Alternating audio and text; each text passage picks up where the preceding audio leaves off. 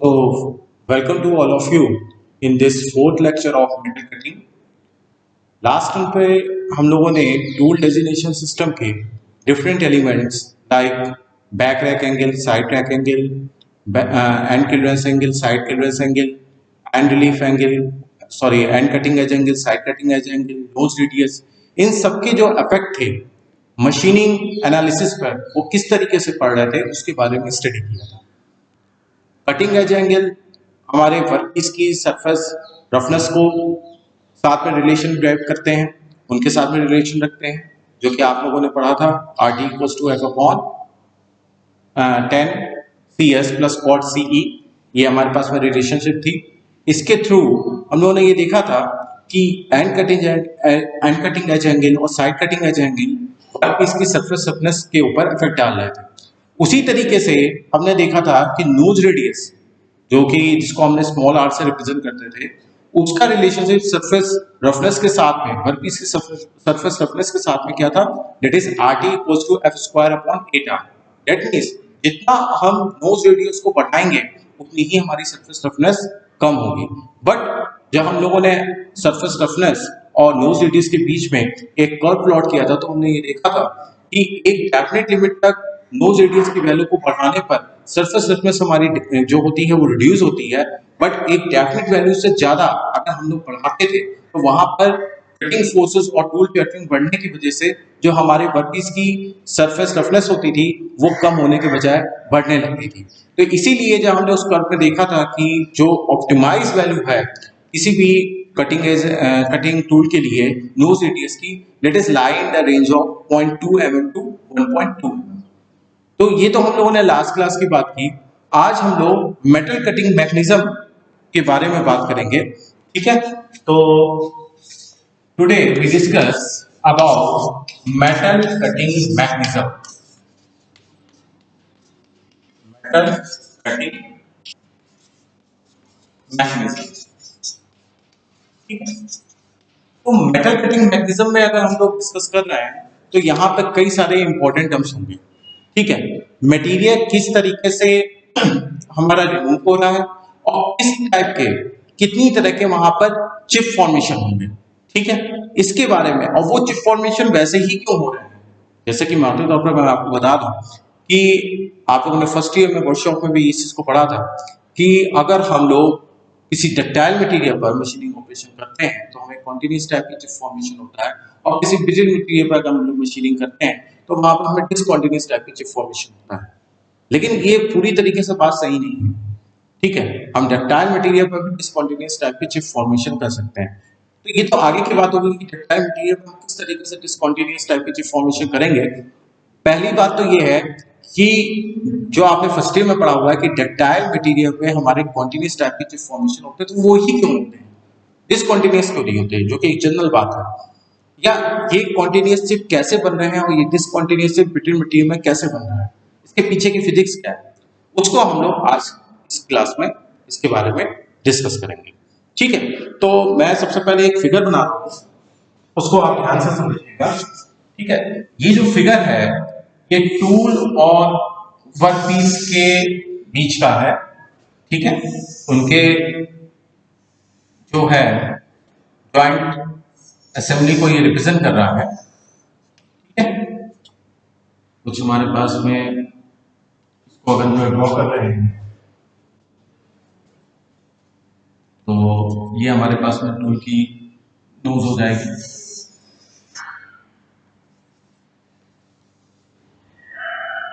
ये हमारे पास में टूल हो गया, और इसकी रैक सरफेस के ऊपर से इस तरीके से हमारे पास में जो चिप वो स्लाइड करता हुआ जाए, ठीक। तो ये हमारे पास में चिप हो गया, ये हमारे पास में वर्कपीस हो गया, ठीक है। ये हमारे पास में कटिंग टूल हो गया,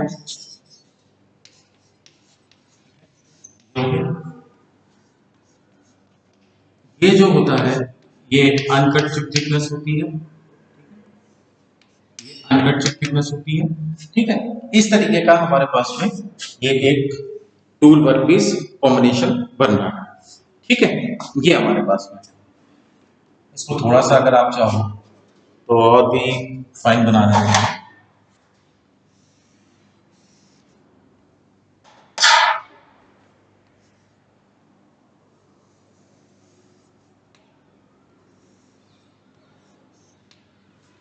ये हमारे पास, तो ये जो आपको दिख रहा है फिगर, ये हमारे पास में टूल और वर्कपीस कॉन्टेक्ट जोन का है।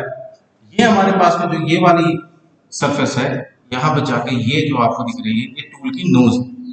ठीक है, ये टूल की क्या है, नोज है।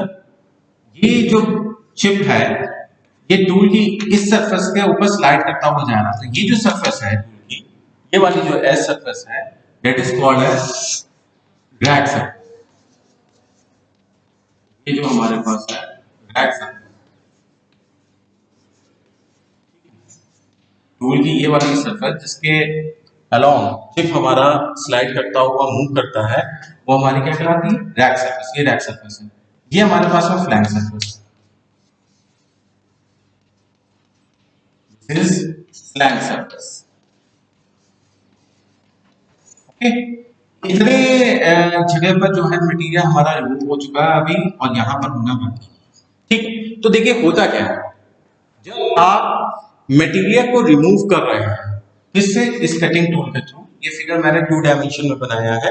ठीक है, तो जब इस कटिंग टूल के थ्रू आप इस वर्कपीस मटेरियल में इतनी चिप थिकनेस को लेते हुए, अनकट चिप थिकनेस को लेते हुए इस मटेरियल को आप रिमूव कर रहे हैं, तो यहाँ पर क्या होता है, ये जो टूल की नोज है, ये जो टूल की नोज है, ये क्या करती है, जब आप इस डायरेक्शन में मूव कर रहे हो समथिंग कटिंग वेलोसिटी vc से, तो ये जो टूल नोज है, इसके बियॉन्ड, इसके आगे जो मटेरियल है, इसके ऊपर शियर फोर्स एक्टिंग होता है।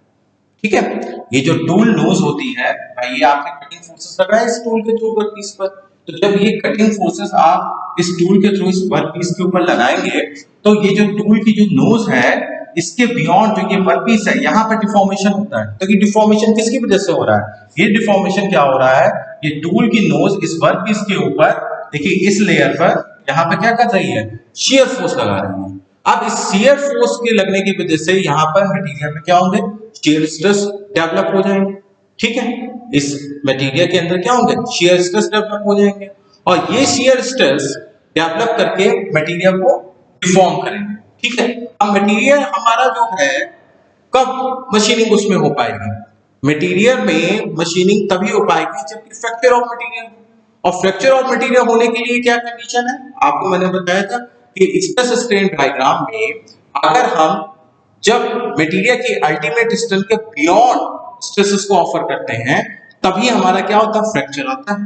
ये मैंने आपको वेरी फर्स्ट क्लास जो थी हमारे पास में, उसमें मैंने आपको बताया था, जब मेटल फॉर्मिंग और मेटल कटिंग में मैं आपको डिफरेंस बता रहा था, तो उसमें ये ऑलरेडी डिस्कस हम लोगों ने किया था कि मेटल कटिंग के लिए ये नेसेसरी कंडीशन है कि जो हमारे पास में स्ट्रेसेस ऑफर हो मटेरियल के अंदर, वो मटेरियल की अल्टीमेट स्ट्रेंथ के बियॉन्ड हो, तभी वहां पर फ्रैक्चर होगा।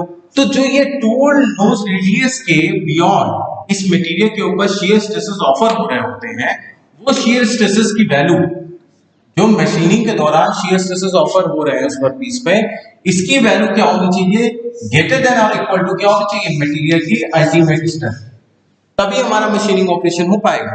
क्योंकि अल्टीमेट स्ट्रेंथ की जैसे ही ये बियॉन्ड जाएगा, जैसे ही ये वाली वैल्यू हमारी अल्टीमेट स्ट्रेंथ के मटेरियल के वर्कपीस मटेरियल के बियॉन्ड जाएगी, वैसे ही हमारा क्या होगा, नेकिंग फॉर्मेशन हो जाएगा और मटेरियल फ्रैक्चर हो जाएगा। ठीक है, तो नेसेसरी कंडीशन मशीनिंग के लिए क्या है कि जो टूल की नोज के बियॉन्ड जो शियर स्ट्रेसेस इस वर्कपीस मटेरियल के ऊपर ऑफर हो रहे हैं, उनकी वैल्यू जो होनी चाहिए वो मटेरियल के इस वर्कपीस मटेरियल के अल्टीमेट स्ट्रेंथ के बियॉन्ड होनी चाहिए, उनसे ज्यादा होनी चाहिए। अगर उनसे कम होगी इस मशीनिंग के जो शियर स्ट्रेस डेवलप हो रहा है इस वर्कपीस में, तो हमारी मशीनिंग नहीं हो पाएगी।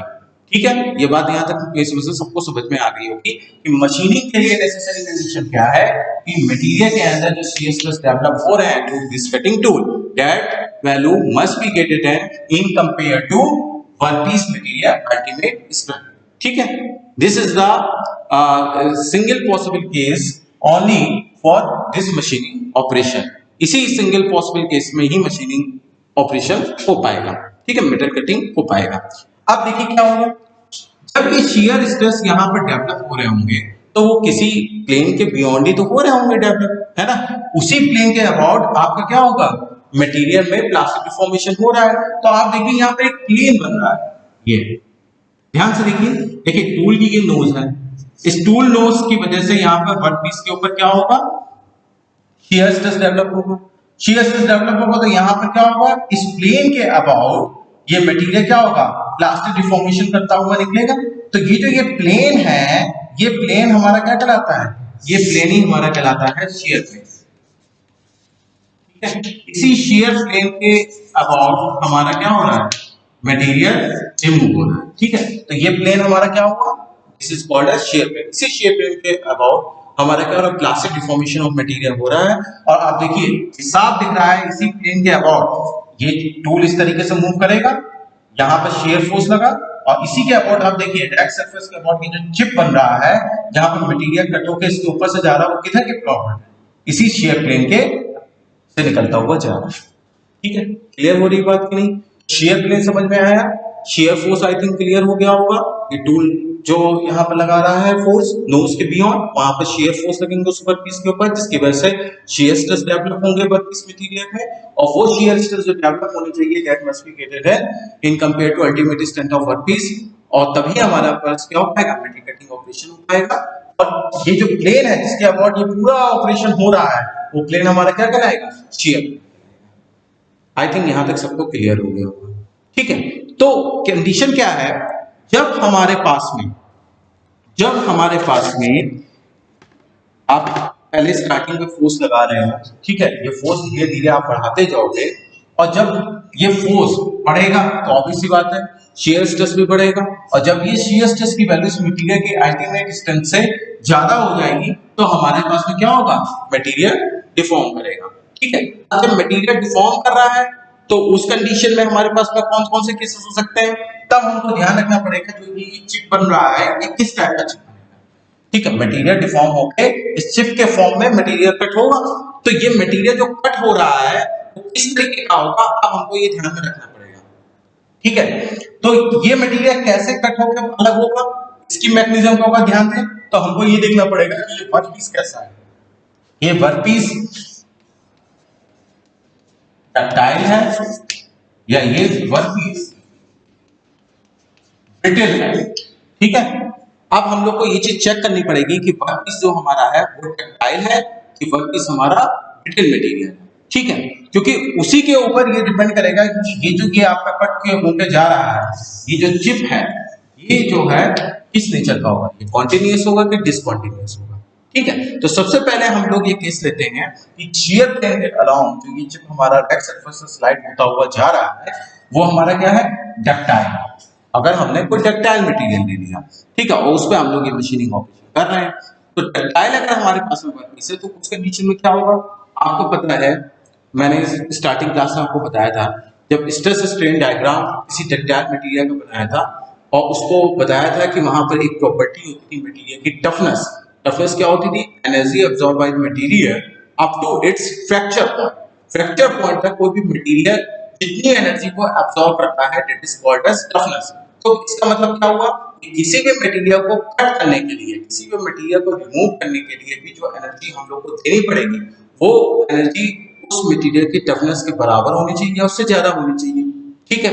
अब आपको ये पता है या हमने यहाँ पे ये कंसीडर कर लिया कि ये मटेरियल क्या है, डक्टाइल है, ठीक है। तो डक्टाइल मटेरियल के लिए टफनेस ब्रिटल मटेरियल के कंपेयर में या किसी ब्रिटल मटेरियल की टफनेस से डक्टाइल मटेरियल की टफनेस क्या होती है, हमेशा ज्यादा होती है।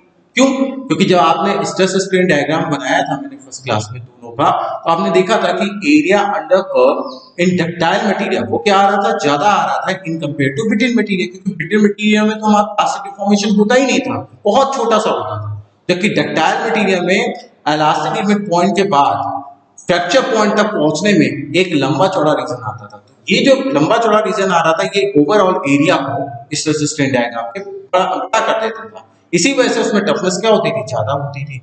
तो होगा क्या कि जब आप डक्टाइल मटेरियल को कंसीडर करते हो तो उसकी टफनेस क्या होती है, ज्यादा होती है, यानी एनर्जी जो आपको उसको फ्रैक्चर करने के लिए देनी पड़ेगी उसकी वैल्यू क्या होगी, ज्यादा होगी। तो सपोज मान लीजिए ये हमारे पास में कोई सरफेस है, सपोज ये मान लीजिए डक्टाइल है, एक तरह का चिप है डक्टाइल मटेरियल का। तो इस कंडीशन में क्या होगा, आप कंसिस्टेंट ये टूल के थ्रू कटिंग फोर्सेस को ऑफर कर रहे हो, किसको, वर्कपीस के ऊपर कर रहे हो, यानी कि टूल के थ्रू आप एनर्जी को कहां सप्लाई कर रहे हो, वर्कपीस के ऊपर सप्लाई कर रहे हो। ठीक है, अब होगा क्या कि जब आप इस एनर्जी को टूल के ऊपर सप्लाई करो, टूल के थ्रू वर्कपीस पर सप्लाई करोगे तो ये एनर्जी इस वर्कपीस मटेरियल में कुछ इस तरीके से मूव करेगी। ठीक है, अब किसी भी मटेरियल को फ्रैक्चर होने के लिए उसकी टफनेस तक हमें एनर्जी देनी पड़ेगी।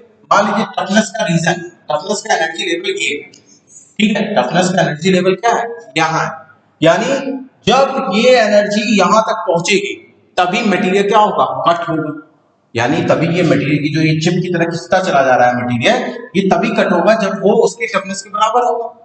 क्लियर हो रही बात कि नहीं? ठीक, तो यहाँ पे क्या होगा, अगर डक्टाइल मटेरियल में आप सप्लाई कर रहे हो तो इसकी टफनेस बहुत ज्यादा होती है, तो जो आप ये एनर्जी दे रहे हो, जो ये एनर्जी क्रैक प्रोपोगेट करने के लिए नेसेसरी होगी, वो कहीं बीच में जाके क्या हो जाती है, गायब हो जाती है, क्योंकि ये लेवल बहुत ज्यादा है। ठीक है, और अगर ये एनर्जी कंसिस्टेंटली गायब हो जाती है, कहीं एलिमिनेट हो जाती है, कहीं कोलैप्स हो जाती है, तो उस कंडीशन में क्या होगा, ये चिप खिंचता चला जाएगा, चिप खिंचता चला जाएगा। बात क्लियर है कि नहीं? क्योंकि ये एनर्जी तो पर यूनिट टाइम में सप्लाई हो रही होगी ना, तो पर यूनिट टाइम में जो एनर्जी हमारी सप्लाई हो रही है वो उसकी टफनेस तक पहुंच ही नहीं पाती, पूरा एब्जॉर्ब कर लेता है, क्योंकि चिप को तो टफनेस के बराबर एनर्जी चाहिए। तो धीरे धीरे करते हुए ये क्या होता है, चिप क्योंकि उसको टफनेस के बराबर एनर्जी पर यूनिट टाइम में नहीं मिल रही है तो बढ़ता चला जाता है, और ये बढ़ता चला जाएगा जब तक कि हमारी ये एनर्जी जो ये पहुंच रही थी वो उसकी टफनेस के बराबर ना हो। बात क्लियर हो रही है कि नहीं हो रही है? ठीक है, तो इसी वजह से हमारे पास डक्टाइल मटेरियल में चूंकि टफनेस की वैल्यू बहुत ज्यादा होती है, इसी वजह से वहां पर आपको कॉन्टिन्यूस शिफ्ट मिलते हैं, क्योंकि कंसिस्टेंट क्या होता है, एनर्जी वेव जो होती है वो प्रोपोगेट करती है फ्रॉम क्रैक प्रोपोगेशन, लेकिन वो बीच में ही कहीं पर गायब हो जाती है, टफनेस के बराबर पहुंची ही नहीं, तो इस वजह से चिप खिंचता चला जाता है, और चिप तब जाके क्रैक होता है जब वो उसकी टफनेस के बराबर एनर्जी जो होती है वो उसको मिल जाती है। ठीक है, तो इसी वजह से वो चिप का जो साइज होता है वो कॉन्टिन्यूस टाइप का मिलता है। ठीक है, तो डक्टाइल मटेरियल में जो हमें चिप का साइज मिल रहा है वो कैसे मिलता है, कॉन्टिन्यूस। ठीक है, वहीं पर बात अगर हम लोग ब्रिटल मटेरियल की करें तो ब्रिटल मटेरियल में कंडीशन क्या आती है, ब्रिटल मटेरियल में क्या होगा, ये टफनेस का लेवल कम होता है, तो जैसे ही आप यहां पर मशीनिंग ऑपरेशन करते हो तो मशीनिंग ऑपरेशन में क्या होगा, इस टूल के थ्रू फोर्सेस इस वर्कपीस पे ऑफर होंगे। ठीक है, वर्कपीस आपका स्ट्रेसेस ऑफर करेगा। ठीक है, अब इस कंडीशन में जब एनर्जी भी क्योंकि इस टूल के थ्रू फोर्सेस के थ्रू जनरेट हो रही है वो इसके चिप पे मूव करेगी, तो चूंकि इसमें ये टफनेस का रीजन कम होता है तो एनर्जी वेव बड़ी आसानी से उस टफनेस के टॉप मोस्ट पॉइंट पर पहुंच जाती है और क्रैक को प्रोपोगेट कर देती है। क्योंकि टफनेस कम है, एनर्जी वेव आसानी से उस लेवल तक पहुंच जाती है, पीक लेवल ऑफ टफनेस तक, तो तुरंत वहां पर क्रैक प्रोपोगेट हो जाता है, ये चिप क्या हो जाता है, वहां पर टूट जाता है। ठीक है, तो इसी वजह से वहां पर क्या होते हैं, स्मॉल सीगमेंट के चिप फॉर्मेशन होते हैं, यानी ब्रिटल मटेरियल में कैसे चिप फॉर्मेशन होते हैं, डिसकंटीन्यूअस चिप फॉर्मेशन। ठीक है, तो पूरा यहाँ पर जो गेम है वो गेम पूरा पूरा टफनेस का है, कॉन्टिन्यूअस और डिसकंटीन्यूअस। एनर्जी वेव को ज्यादा ट्रेवल करना पड़ता है इसमें डक्टाइल मटेरियल में, क्योंकि जो हमारे पास टफनेस का जो लेवल है वो उसमें क्या होता है, हाई होता है। इसी वजह से जब तक वो उस लेवल तक नहीं पहुंचेगी तब तक आपका चिप क्या होगा, वो खिंचता चला जाएगा। और जबकि डिसकंटीन्यूअस चिप में क्या होता है, यानी कि ब्रिटल मटेरियल में क्या होता है, जो टफनेस का लेवल होता है वो नीचे होता है, तो एनर्जी वेव जल्दी से वहां पहुंच जाती है और वहीं पर चिप क्या होता है, क्रैक हो जाता है, तो वहां पर छोटे छोटे सीगमेंट मिलते हैं। ठीक, तो मैं इसमें से आप लोगों को ये चीज क्लियर हो गई होगी कि डक्टाइल मटेरियल में क्यों हमारे पास में कॉन्टिन्यूअस चिप फॉर्मेशन होता है और ब्रिटल मटेरियल में हमारे पास में क्यों डिसकंटीन्यूअस चिप फॉर्मेशन होता है। ठीक है, तो मेटल कटिंग मैकेनिज्म क्लियर होगी आई थिंक। टूल के थ्रू आपने क्या किया, शेयर फोर्स ऑफर किया उस वर्कपीस मटेरियल के ऊपर, जिससे कि शेयर स्ट्रेसेस डेवलप हुए। शेयर स्ट्रेसेस जब डेवलप होंगे वर्कपीस मटेरियल के अंदर, तो एक प्लेन भी हमारा फॉर्मेशन होगा, जिसके अलोंग हमारा क्या होगा, ये मटेरियल उस रैक सरफेस से स्लाइड करता हुआ निकलेगा। वो हमारा जो प्लेन कहलाता है that is called as shear plane. इसी शेयर प्लेन के अलोंग हमारा प्लास्टिक डिफॉर्मेशन ऑफ मटेरियल होता है। ठीक है, ध्यान रखिएगा, इसी शेयर प्लेन के along plastic deformation of material होता है वर्कपीस में, जहां पर हीट भी काफी ज्यादा यहाँ पर प्रोड्यूस होती है। इसको हम लोग आगे आने वाली क्लासेस में पढ़ेंगे। ठीक है, हीट भी वहां पर बहुत ज्यादा प्रोड्यूस होती है और हमारा मटेरियल रिमूवल भी होता है। तो इस शेयर प्लेन के अलोंग ये चिप हमारा क्या हो रहा है, ये बेंड होता हुआ रैक सरफेस के ऊपर स्लाइड करता हुआ जा रहा है। अब उसमें किस तरह का हमारा मटेरियल है, उसके ऊपर type of chip formation depend करेंगे। तो अभी हम लोगों ने ये देख लिया कि यहाँ पर दो तरह के चिप फॉर्मेशन हो सकते हैं। एक हमारे पास कौन सा हो सकता है, कॉन्टिन्यूअस हो सकता है, दूसरा हमारे पास में क्या हो सकता है, डिसकंटीन्यूअस हो सकता है। एक तीसरा केस भी पॉसिबल है यहाँ पर। तीसरा केस कौन सा है, that is built up edges.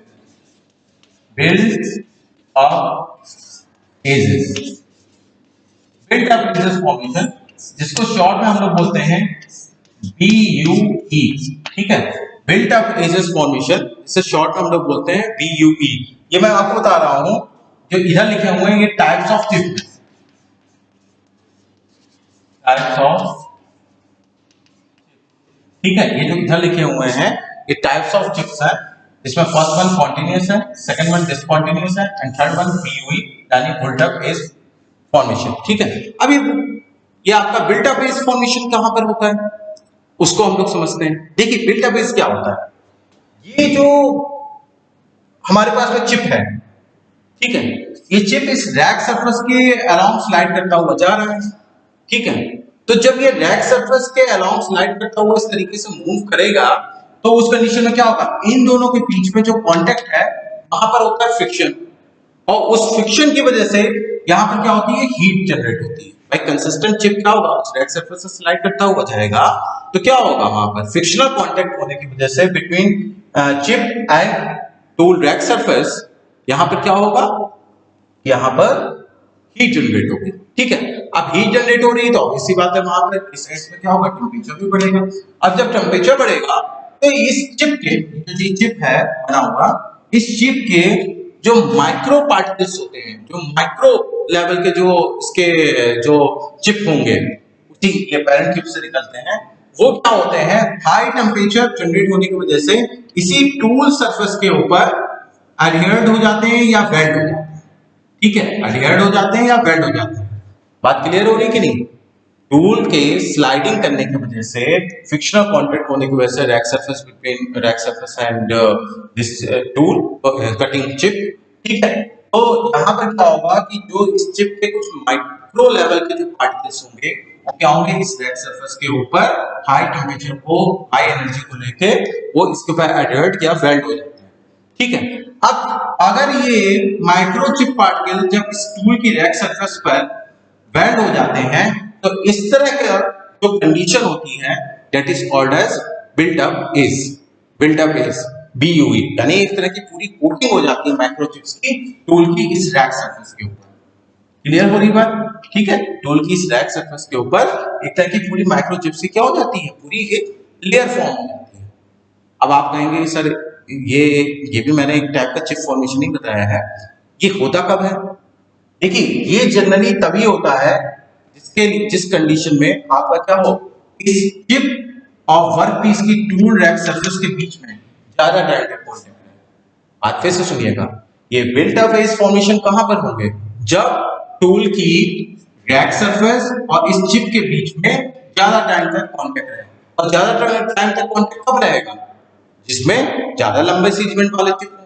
और ज्यादा लंबे वाले सीगमेंट वाले चिप कहां पर होंगे, किस केस में होंगे, डक्टाइल में कि ब्रिटल में? आपको पता है डक्टाइल मटेरियल में टफनेस ज्यादा होती है, तो टफनेस ज्यादा होने की वजह से वहां पे क्या होते हैं, कॉन्टिन्यूअस चिप फॉर्मेशन होते हैं। और कॉन्टिन्यूअस चिप फॉर्मेशन का मतलब लॉन्ग सीगमेंट के चिप, और लॉन्ग सीगमेंट के चिप का होने का मतलब ज्यादा टाइम तक इस रैक सरफेस के कांटेक्ट में रहेंगे, और ज्यादा टाइम तक रैक सरफेस के कांटेक्ट में रहेंगे तो उतना ही ज्यादा क्या होगा, वहां पर फ्रिक्शन की वजह से हीट जनरेट होगी, और उतना ही हीट जनरेट होने की वजह से, हाई हीट जनरेट होने की वजह से हाई टेंपरेचर जनरेट होगा, और उतना ही यहाँ पे क्या होगा, रैक सरफेस पर जो चिप है उसके कुछ माइक्रो पार्टिकल्स इसके ऊपर वेल्ड हो जाएंगे। तो जो इसके लिए फेवरेबल कंडीशन है बिल्डअप इस फॉर्मेशन के लिए वो क्या है कि कॉन्टिन्यूस टाइप की चिप फॉर्मेशन हो, यानी आप टेक्टाइल मटेरियल पर मशीनिंग कर रहे हो, उसमें इस तरह की कंडीशन हमारी बन सकती है बिल्डअप बेसिस फॉर्मेशन की। ठीक है, अब इसका हमारी मशीनिंग पर क्या इफेक्ट पड़ेगा उसको आप लोग समझिए।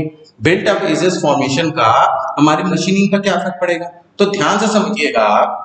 अगर आप बिल्डअप बेसिस फॉर्मेशन हो रहा है यहाँ पर, ठीक है, तो उस कंडीशन में क्या होगा, टूल की डायरेक्ट सरफेस के ऊपर एक लेयर बन जाएगी माइक्रोचिप्स की।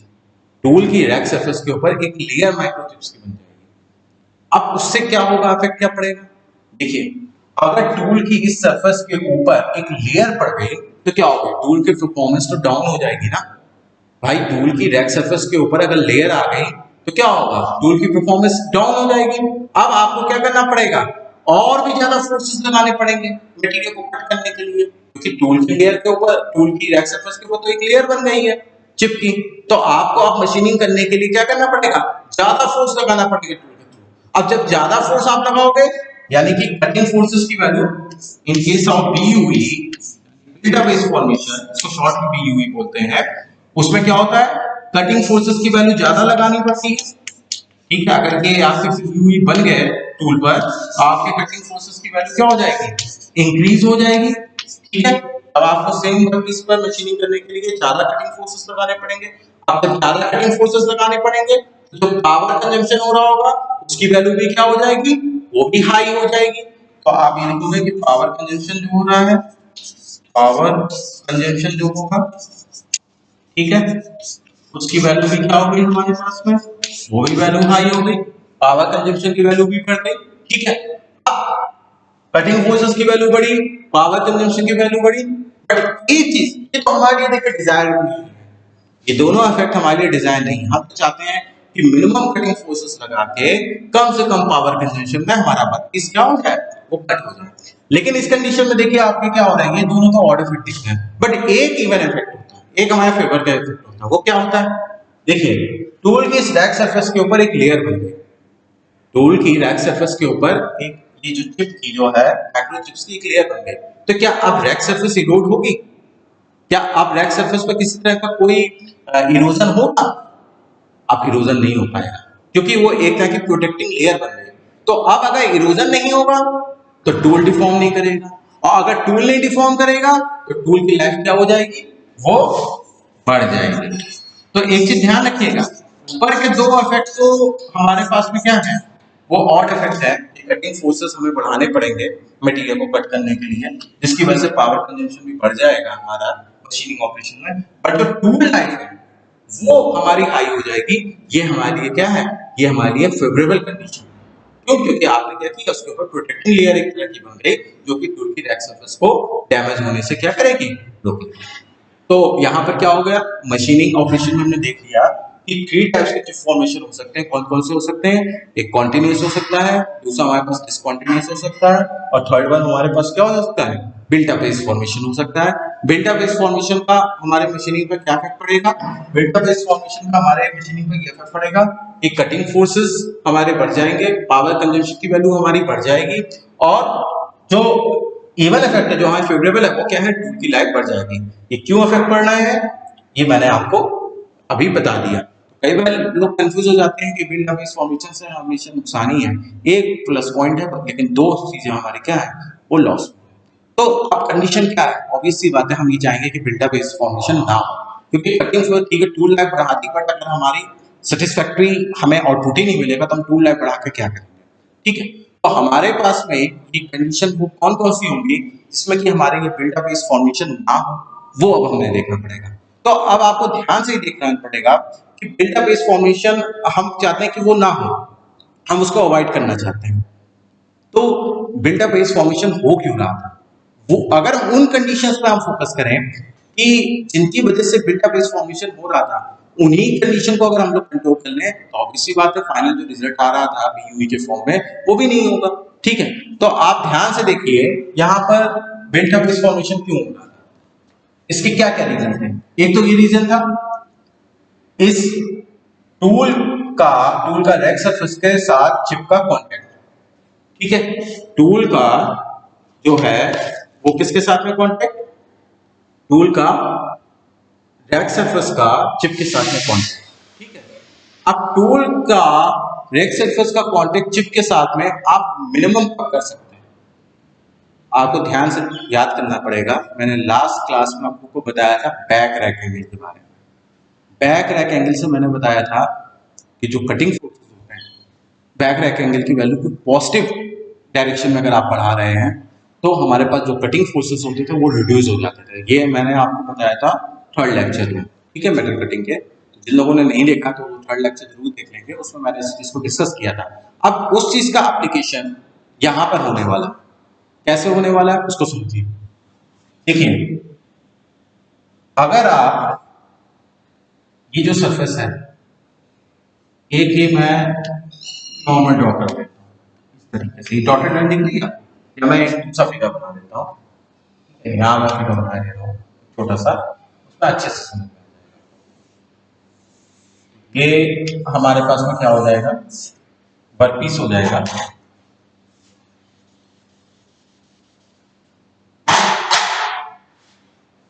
ये हमारे पास में वर्कपीस है, ठीक है, ये हो गया। और ये हमारे पास में शेयर प्लेन हो गया, ठीक है। ये हमारे पास में शिप हो गया, ठीक है। और ये हमारे पास में टूल हो,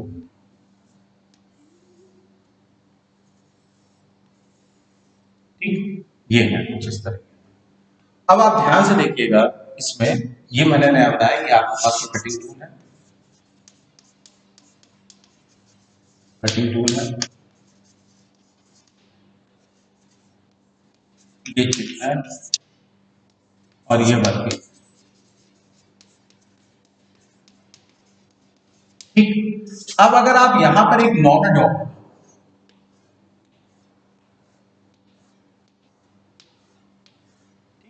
ये एक नॉर्मल डॉट है, ये डॉटेड लाइन से एक नॉर्मल डॉट है, ठीक है। अब इस नॉर्मल का इस रैक सरफेस के साथ में जो एंगल है, ठीक है, ये आपका बैक, इस नॉर्मल का इस रैक सरफेस के साथ, टूल की इस रैक सरफेस के साथ में जो एंगल है, यही हमारा बैक रैक एंगल होता है। अब समझने वाली बात आप समझिएगा, जब आप इस बैक रैक एंगल को रिड्यूस करो, यानी इधर की तरफ आप लेके जाओगे, नॉर्मल की तरफ लेके जाओगे, ठीक है, नॉर्मल की तरफ आप जैसे जैसे लेके जाओगे वैसे वैसे क्या होगा, इस रैक सरफेस का चिप के साथ में कांटेक्ट क्या होगा, बढ़ेगा कि नहीं बढ़ेगा।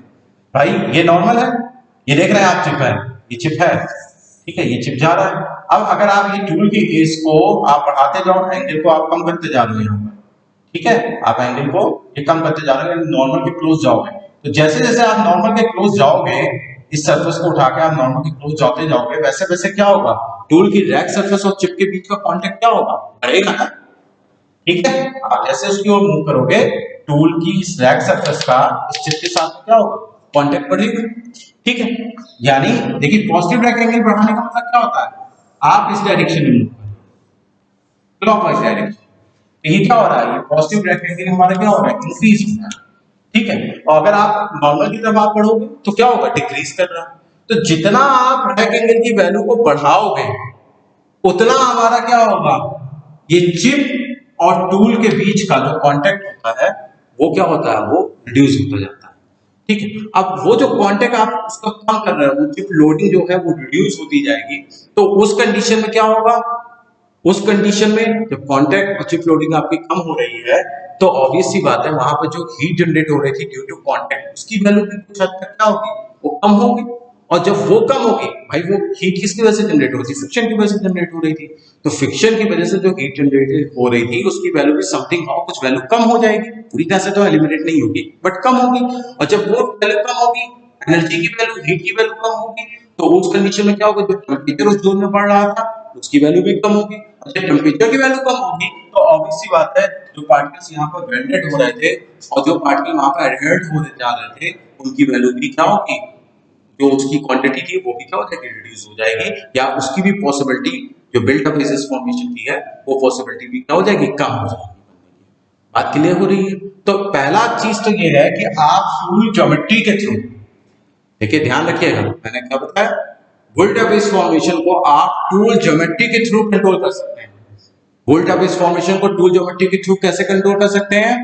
अगर आप पॉजिटिव रैक एंगल की वैल्यू को, पॉजिटिव बैक रैक एंगल की वैल्यू को बढ़ा रहे हैं तो आप वोल्टा बेस फॉर्मेशन की टेंडेंसी को आप रिड्यूस कर सकते हैं। फर्स्ट वन ये है इंपॉर्टेंट चीज कि आप क्या कर सकते हो, वोल्टा बेस फॉर्मेशन को अवॉइड कर सकते हो, बीयूई फॉर्मेशन को, फॉर्मेशन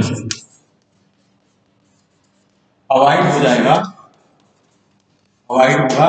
ठीक है, इस कंडीशन में provide provide positive alpha B, और इसकी वैल्यू को आप क्या कर इंक्रीज कर रहे हो, नहीं अगर आप बैक रैक एंगल की वैल्यू को बढ़ाते हैं, हाई बैक रैक एंगल रखते हैं, तो उस कंडीशन में आपका क्या होगा, जो बीयूई फॉर्मेशन है, ये थोड़ा सा कट रहा है, मैं इसको नीचे कर दे रहा हूं,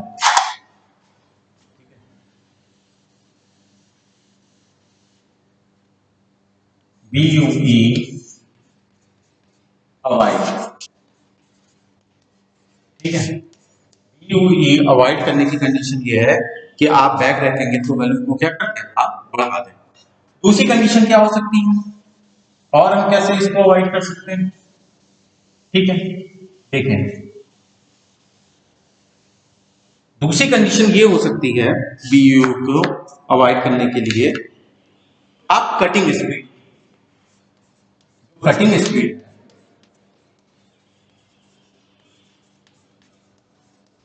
उसको आप इंक्रीज करो, यानी कि हाई कटिंग स्पीड अगर आप रखते हो तो उस कंडीशन में भी हमारा क्या होगा, बीयूई फॉर्मेशन के बढ़ने की जो प्रोबेबिलिटी है वो लो हो जाएगी। कैसे लो हो रही है, देखिए अगर आपने ये कटिंग स्पीड बढ़ा दी तो बहुत तेजी के साथ में ये टूल क्या होगा, इस डायरेक्शन में मूव करेगा, और जब तेजी से इस डायरेक्शन में टूल मूव करेगा, मटेरियल कटिंग फॉर्मेशन होगा, तो टूल का देखिए ये जो चिप है मटेरियल से कट होकर जो निकल रहा है वो भी तेजी के साथ बैक सरफेस के ऊपर आगे की ओर मूव करेगा। अब ध्यान रखिएगा, अगर आपने ये कटिंग स्पीड बढ़ाई है तो चिप स्लाइडिंग जो वेलोसिटी है, कटिंग स्पीड टूल की बढ़ाने पर चिप स्लाइडिंग वेलोसिटी इस रैक सरफेस पर वो भी क्या हो जाएगी, बढ़ जाएगी। और अगर चिप स्लाइडिंग वेलोसिटी इस रैक सरफेस पर बढ़ेगी तो उस कंडीशन में क्या होगा, चिप कांटेक्ट टाइम इस रैक सरफेस पर वो क्या होगा, वो रिड्यूस होगा। भाई चिप स्लाइडिंग वेलोसिटी बढ़ी रैक सरफेस पर, तो टूल और चिप के बीच का जो कांटेक्ट टाइम था वो हमारा क्या हुआ, रिड्यूस हुआ, और टूल और चिप के बीच का जो कांटेक्ट टाइम अगर रिड्यूस हुआ तो वहां पर क्या होगा, हमारा फ्रिक्शन के थ्रू हीट जो जनरेट हो रही थी वो भी कम हो गई। ज्यादा टाइम तक कांटेक्ट में रहेंगे तो उस कंडीशन में क्या होगा, हमारा ज्यादा हीट जनरेट होगी, जल्दी से निकल जाएगा, तो उस कंडीशन में क्या होगा, जो कांटेक्ट के थ्रू हीट हमारी जनरेट हो रही थी वो भी हमारी क्या हो जाएगी, कम हो जाएगी। और जब कांटेक्ट के थ्रू हमारी हीट हमारी कम हो जाएगी तो उस कंडीशन में हमारा टेम्परेचर कम होगा, और बीयूई फॉर्मेशन की जो कंडीशन है वो भी क्या हो जाएगी, पॉसिबिलिटी क्या है वो भी लो हो जाएगी। ठीक है, तो सेकेंड वन हमारे पास में क्या हो गया कि to provide high cutting speed. ठीक है, नेक्स्ट वन क्या हो सकता है, नेक्स्ट वन हो सकता है यूजिंग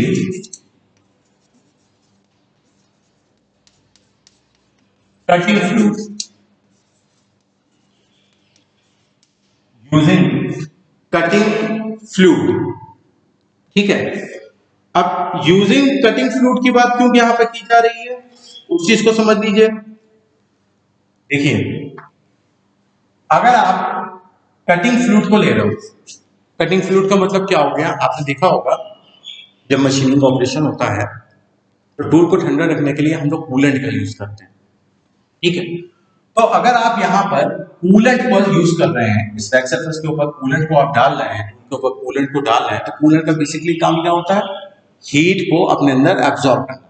कूलेंट का बेसिकली यही काम होता है कि जो हीट प्रोड्यूस हो रही है वहां पर उसको अपने अंदर एब्जॉर्ब कर लेना। तो यहाँ पर क्या होगा, जैसे ही आप कूलेंट डालोगे तो उस कंडीशन में ये तेजी से क्या करेगा, अपने अंदर हीट को एब्जॉर्ब कर लेगा। क्लियर हो रही बात की नहीं, तो तेजी से क्या करेगा, अपने अंदर हीट को एब्जॉर्ब कर लेगा, तो टेम्परेचर उस जोन का क्या हो जाएगा, डाउन हो जाएगा। और टेम्परेचर अगर उस जोन पे डाउन हो जाएगा तो हमारी क्या होगी, बीयूई फॉर्मेशन की पॉसिबिलिटी है वो भी क्या हो जाएगी, कम हो जाएगी। ठीक है, तो ये हो गया। एक और रीजन होता है, एक और तरीके से आप इसको बीयू या अवॉइड कर सकते हैं, वो क्या है, यूजिंग या अनकट चिप थिकनेस जो है हमारे पास, डेप्थ ऑफ कट की जो पॉसिबिलिटी है, that is uncut chip thickness की वैल्यू लो, ठीक है, अनकट चिप थिकनेस की वैल्यू लो। पहले तो आप ये कहेंगे सर ये अनकट चिप थिकनेस है क्या? देखिए, ये शेयर प्लेन था, इस शेयर प्लेन को आप आगे लाइन खींचो इसके बेस पर, ठीक है, और ये आपकी क्या थी, नॉन मशीन सरफेस थी, इस पर मशीनिंग नहीं हुई है, ठीक है, आप ध्यान से देखिए इस वाली सरफेस पर हमारी मशीनिंग ऑपरेशन नहीं हुआ, ये आपकी मशीनिंग सरफेस है। तो जब आप ये शेयर प्लेन के बेस वाली लाइन को आगे बढ़ाते हो, ठीक है, और इसकी इसके साथ में आप डेप्थ देखते हो इसकी नॉन मशीन सरफेस से इस वाले बेस की, तो जो ये डिस्टेंस आ रही है, ये वाली डिस्टेंस जो आ रही है, that is called as uncut chip thickness, इसको हमने टी से किया है, ठीक है, ये हमारे पास जो थिकनेस है, ये हमारे पास में है अनकट चिप थिकनेस, ठीक है, ये टी है। तो ये अनकट चिप थिकनेस टी की वैल्यू को अगर आप कम रखते हो, इस अनकट चिप थिकनेस टी की वैल्यू को कम रखने से क्या फायदा होगा? ऑब्वियस सी बात है, यहाँ पे कम कटिंग फोर्सेस हमारे लगेंगे, जब जो हमारा स्लाइड हो रहा है उसकी लोडिंग भी हमारे क्या होगी, डेड सरफेस के ऊपर कम होगी, और जब लोडिंग हमारी कम होगी तो ऑब्वियस सी बात है टेम्परेचर हमारा क्या होगा, वहां पर जून पे कम पड़ेगा, वहां पर कम प्रोड्यूस होगा, और वहां पर हमारे पास में क्या है, बीयूई फॉर्मेशन की जो पॉसिबिलिटीज है वो भी क्या होंगी, लो हो जाएंगी, ठीक है। तो ये वो सारे रीजन है जिसके थ्रू हम बीयूई फॉर्मेशन को क्या कर सकते हैं, अवॉइड कर सकते हैं, ठीक है। तो ये चीज हो गई। इसके बाद का जो है अभी हम लोग आगे देखते हैं कि बीयूई और फॉर्मेशन के अलावा जो अभी हम लोगों ने अभी डिस्कस किया था कि कॉन्टिन्यूअस स्टेट हमारे बनते हैं, किस में बनते हैं, डक्टाइल मटेरियल में, डिसकंटीन्यूअस किस में बनते हैं, ब्रिटल मटेरियल में बनते हैं। बट मैंने अभी स्टार्टिंग में आपको बताया था कि एक कंडीशन ऐसी भी है कि हम डक्टाइल मटेरियल में डिसकंटीन्यूअस चिप भी बना सकते हैं। वो क्या है कंडीशन, उसके बारे में अब हम लोग मूव करते हैं, ठीक है। तो अब हम लोग बात करते हैं कि किस तरीके से डक्टाइल मटेरियल में डक्टाइल मटेरियल्स में डिसकंटीन्यूअस चिप हमारे में कौन कौन सी कंडीशन है जिसमें डक्टाइल मटेरियल में भी डिसकंटीन्यूअस चिप फॉर्मेशन हो जाएगा, उसके बारे में अब हम लोग डिस्कस करेंगे, ठीक है। तो सबसे पहली कंडीशन है कि अगर हम लो कटिंग स्पीड ले, लो कटिंग स्पीड अगर हम लोग ले रहे हैं मटेरियल को कट करने के लिए, तो उस कंडीशन में हमारे पास में डिसकंटीन्यूअस चिप मिलेंगे, जबकि वो मटेरियल हमारा क्या होगा, डक्टाइल भी हो सकता है, ब्रिटल में तो होता ही होता है, डिसकंटीन्यूअस मिलते हैं हमको, लेकिन डक्टाइल मटेरियल में भी हमको क्या मिलेंगे, डिसकंटीन्यूअस चिप फॉर्मेशन होगा, उस कंडीशन में होगा जब हमारे पास में क्या है, लो कटिंग स्पीड। ऐसा क्यों हो रहा है, देखिए, जब आप लो कटिंग स्पीड लेते हो, ठीक है, तो टूल नोज के बियॉन्ड जो मटेरियल का जो चिप है उसको बैंड होने के लिए सफिशिएंट टाइम लगता है। देखिए, जब हाई स्पीड मशीनिंग ऑपरेशन होता है तो टूल जो होता है वो तेजी के साथ मूव करता हुआ चला जाता है, जिससे कि जो हमारा चिप है उसको बेंडिंग होने के लिए सफिशिएंट टाइम नहीं मिल पाता है और वो किसका चला जाता है, ठीक है। लेकिन जब आप धीरे धीरे नोज के टूल नोज बढ़ रही होगी आगे, ठीक है, मटेरियल को रिमूव करने के लिए, तो उस कंडीशन में ही जो चिप आ रहा होगा उसको मूव करने के लिए, उसको बेंड करने के लिए सफिशिएंट टाइम मिलना होगा, इसमें लो कटिंग स्पीड में। तो जब वो सफिशिएंट टाइम बेंडिंग के लिए मिल गया तो वहीं पर बड़ी आसानी से क्रैक प्रोपोगेट हो जाता है, क्योंकि जैसे देखिए चिप बेंड होगा और वहीं पर क्या होगा, क्रैक का प्रोपोगेशन होगा। तो चिप बेंडिंग कब पॉसिबल है, जब उसको सफिशिएंट टाइम तो मिल गया चिप को बेंड होने के लिए।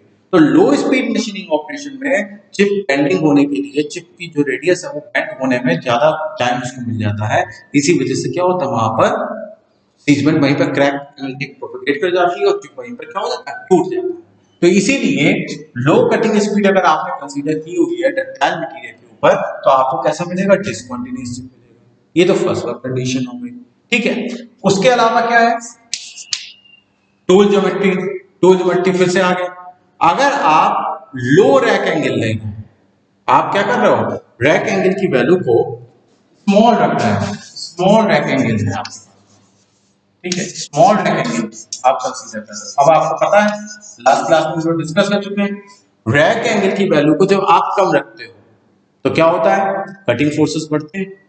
अब रैक एंगल की वैल्यू को आपने कम रखा हुआ है तो ऑब्वियस सी बात है कटिंग फोर्सेस हमारे पास में बढ़ेंगे, और जब हमारे पास में कटिंग फोर्सेस की बढ़ेंगे तो ऑब्वियस सी बात है जो एनर्जी प्रोपोगेट कर रही है, एनर्जी जो प्रोपोगेट कर रही है फॉर क्रैक फॉर्मेशन, है ना, मटेरियल को रिमूव करने के लिए जो एनर्जी प्रोपोगेट करेगी फॉर क्रैक प्रोपोगेशन या एनर्जी वेव जो होगी उसका जो वैल्यू होगा वो भी क्या हो जाएगा, हाई हो जाएगा। जब कटिंग फोर्सेस बढ़े तो वही कटिंग फोर्सेस के थ्रू तो एनर्जी जनरेट हो रही है, कटिंग एनर्जी, और वही कटिंग एनर्जी ही तो हमारी क्या हो रही है, प्रोपोगेट करती है for chip formation, chip formation को क्रैक करने के लिए, है ना। तो जब कटिंग फोर्सेस बढ़ेंगे तो कटिंग एनर्जी बढ़ेगी, तो कटिंग एनर्जी बढ़ेगी तो एनर्जी वेव जो प्रोपोगेट कर रही थी क्रैक फॉर्मेशन करने के लिए उसकी वैल्यू भी बढ़ेगी, और जब वो वैल्यू बढ़ेगी तो ऑब्वियस सी बात है वो तेजी से टफनेस वाले रीजन को गेन कर लेगी और वहीं पर मटेरियल को कट कर देगी। तो इसलिए स्मॉल रैक एंगल का यूज करने पर भी हमारे पास क्या होता है, डक्टाइल मटेरियल पर डिस्कंटिन्यूअस चिप फॉर्मेशन होता है, ठीक है। इसके अलावा क्या है, यूजिंग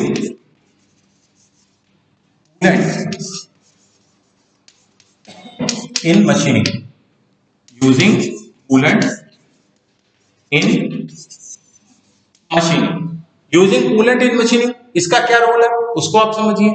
देखिए अभी मैंने आपको बताया था कूलेंट का बेसिकली रोल क्या होता है, कूलेंट का बेसिकली रोल ये होता है कि वो क्या करता है, जो हीट जनरेट हो रही है उसको अपने अंदर एब्जॉर्ब कर लेता है, ठीक है। अब होगा क्या, जब मशीनिंग ऑपरेशन हो रहा है तो उस समय तो अगर मान लीजिए आपने यहाँ पर रैक एंगल हाई रखा हुआ है, कटिंग स्पीड भी आपने हाई रखी हुई है, ठीक है, और बट जो आपने कूलेंट है वो आप यूज कर रहे हो, यानी ये दोनों कंडीशन आपके पास में नहीं है, केवल आप कूलेंट यूज कर रहे हो, कटिंग स्पीड आपने हाई रखी है और रैक एंगल भी बड़ा रखा हुआ है, तो उस कंडीशन में हमें ऑब्वियस सी बात है हमारे पास में जो चिप फॉर्मेशन होंगे वो बड़े होंगे। लेकिन जब आप कूलेंट को जैसे ही डालोगे तो कूलेंट को डालने से क्या होगा, नंबर एक चीज वो तेजी से क्या करेगा, अपने अंदर हीट को एब्जॉर्ब कर लेगा। तो बिफोर यूजिंग कूलेंट, जब आपने कूलेंट नहीं डाला था उस कंडीशन में चिप का टेम्परेचर क्या होगा, बहुत ज्यादा हाई होगा।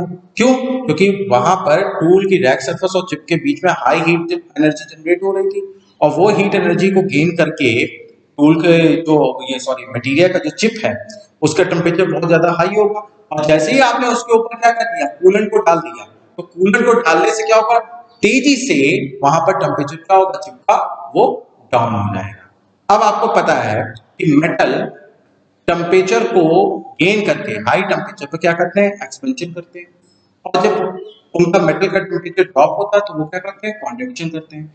तो जब टेम्परेचर बढ़ा था बिफोर यूजिंग कूलेंट उस समय क्या होता है, चिप चूंकि मेटल का था तो वो क्या कर रहा था, वो एक्सपेंड कर रहा था, और जैसे ही आपने कूलेंट डाला तेजी से टेम्परेचर ड्रॉप होगा, जब तेजी से टेम्परेचर ड्रॉप होगा उस चिप का तो उस कंडीशन में क्या होगा, तेजी के साथ में मटेरियल के अंदर कॉन्ट्रैक्शन होगा। तो पहले एक्सपेंशन हुआ और सडन कॉन्ट्रैक्शन हुआ, तो जब सडन एक्सपेंशन और सडन कॉन्ट्रैक्शन का फिनोमेना किसी मेटल के अंदर होता है तो तुरंत क्रैक वेग क्या होती है, प्रोपोगेट कर जाती है और मटेरियल वहीं से कट हो जाता है। क्लियर हो रही बात की नहीं, जब सडन एक्सपेंशन और सडन कॉन्ट्रैक्शन का फिनोमेना किसी मेटल के अंदर होता है तो उस कंडीशन में क्या होता है, तुरंत एनर्जी क्रैक वेग प्रोपोगेट करती है और वहीं पर क्या हो जाता है, क्रैक फॉर्मेशन हो जाता है।